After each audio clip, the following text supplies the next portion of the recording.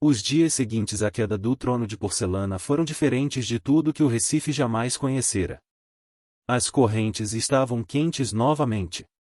A água tinha gosto de minerais e renovação. A luz dourada irradiando da concha-mãe pulsava através de cada túnel e fenda, dissolvendo os últimos traços de resina sintética. Pela primeira vez em gerações, nenhuma voz comandava, nenhuma bandeira pendia, nenhum imposto era coletado em nome da pureza. O Recife flutuava em um silêncio desconhecido, e não o silêncio do medo, mas o silêncio da respiração antes da fala. Crio estava na beira da antiga capital e observava as ruínas brilharem sob a corrente suave. O coral já havia começado a crescer novamente, formando padrões simétricos estranhos, como se o próprio Recife estivesse reescrevendo sua arquitetura. À distância, a silhueta do palácio transformado se erguia, em agora um monumento vivo moldado por coral bioluminescente, brilhando fracamente com o contorno do último gesto de Praunaldo.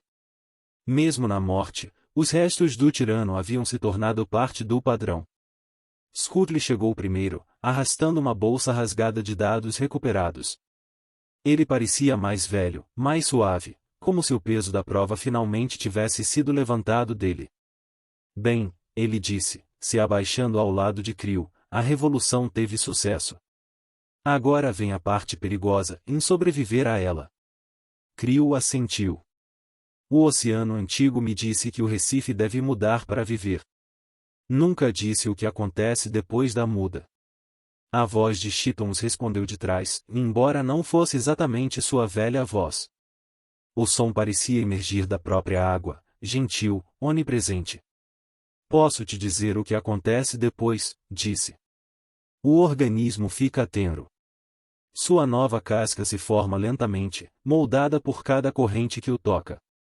Força demais, e ela endurece errado. Eles se viraram. Ali estava uma forma parecida com Chiton, meio sólida, meio translúcida e uma projeção da concha-mãe. Ele sorriu fracamente. Não fiquem tão assustados. Ainda estou aqui. Apenas distribuído. Os olhos de Scutley se arregalaram. Você quer dizer que está vivo? De certa forma, disse Chiton. Vivo o suficiente para calcular arrependimento, o que é próximo do amor. Logo depois, o resto do conselho se reuniu, em Coralha, seu coral agora florescendo em matizes impossíveis, Barnabe, sua armadura opaca da batalha mais seus olhos claros, Strick, emissário da comuna mímica, deslizando para a assembleia como vidro líquido. A visão de um mímico no coração de Nova Carcínia um dia teria causado pânico. Agora, os cidadãos que assistiam da praça simplesmente encararam maravilhados. Pela primeira vez, ninguém ergueu uma arma. Strick se curvou baixo, seu corpo translúcido refratando a luz dourada da concha-mãe. Seu Recife canta em novas frequências, ele disse. Ouvimos através das trincheiras. Viemos para escutar. Coralha deu um passo à frente. E para falar? Sim, disse Strick. Para oferecer o que foi roubado e parceria. Eles se reuniram na praça, onde uma vez as transmissões de Shirley haviam ecoado. Agora, no mesmo espaço, o primeiro conselho de renovação se reuniu, caranguejos e mímicos lado a lado, cercados por multidões curiosas. Nenhum trono estava no centro, e apenas uma bacia circular de água refletindo o céu. Scutley espalhou seus pergaminhos diante deles, atualizando velhos tratados em documentos vivos de código e coral. A voz distribuída de Chiton encheu o ar, guiando a tradução entre espécies. Coralha pintou símbolos ao longo das paredes da praça, símbolos de igualdade que brilhavam suavemente sempre que a verdade era dita. Crio presidiu silenciosamente, não como governante mas como testemunha. Strick se dirigiu à assembleia. Em nossa comunhão, aprendemos que imitação é a raiz de toda empatia. Vocês nos temiam porque refletíamos sua fome e sua crueldade. Agora, deixem-nos refletir sua capacidade de curar. Barnabe se levantou, suas garras massivas dobradas respeitosamente. Lutei contra sua espécie pela maior parte de minha vida, ele disse. Mas se o Recife pode me perdoar, vocês também podem. A superfície de Strick ondulou com cor e o equivalente mímico de um sorriso. Perdão, ele disse, é simplesmente adaptação no espectro emocional. A multidão murmurou aprovação. A aliança havia começado. Dias se tornaram semanas. Juntas, as duas espécies trabalharam para estabilizar a nova ecologia. Os bioengenheiros mímicos mostraram como tecer polímero e coral em estruturas autorregenerativas. Caranguejos verdadeiros ensinaram a arte da organização cívica e a matemática frágil da coexistência. A concha-mãe monitorava tudo, oferecendo dados mas nunca comandos. Fábricas de resina foram reaproveitadas em viveiros, cultivando jovens pólipos de coral que expandiriam o Recife vivo. A guarda da concha se dissolveu, seus soldados escolhendo se tornar protetores ao invés de executores. Barnaby assumiu a transformação deles, transformando os quartéis em academias onde defesa era ensinada como compaixão aplicada à estrutura. Os murais de Coralha se espalharam pela cidade, retratando a revolução não como guerra mas como metamorfose. Crianças aprenderam a lê-los como escrituras escritas em cor.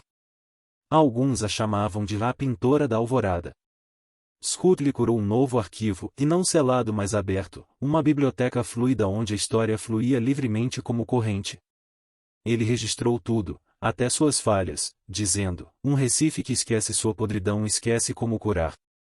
Uma noite, quando os sóis do mar raso se punham, Crio estava na sacada com vista para a cidade rejuvenescida. O ar estava vivo com o som de construção e canção. Strick se juntou a ele, sua forma brilhando com o crepúsculo. Você ainda olha para cima, disse Strick. Busca a voz do oceano antigo novamente? Crio sorriu. Ela nunca parou de falar.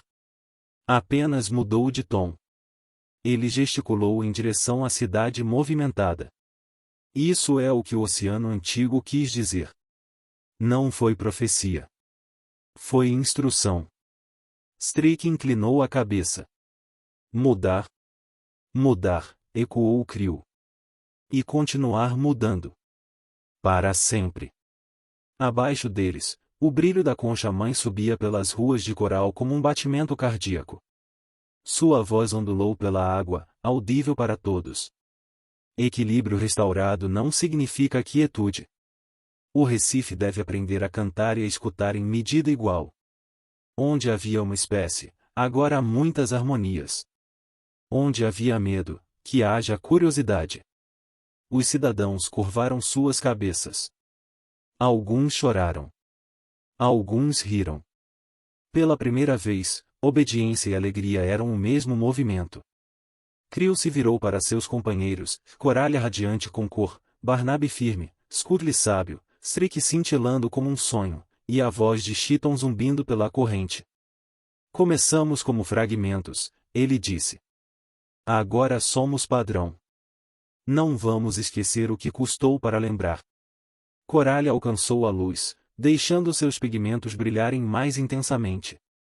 O Recife encontrou seu ritmo, ela disse. Agora deve encontrar sua canção. E bem abaixo, nas trincheiras escondidas, o oceano antigo se agitou, e não em aviso, mas em aprovação. Sua voz antiga sussurrou pela água recém-limpa. A muda é eterna. Toda casca racha eventualmente em até o paraíso.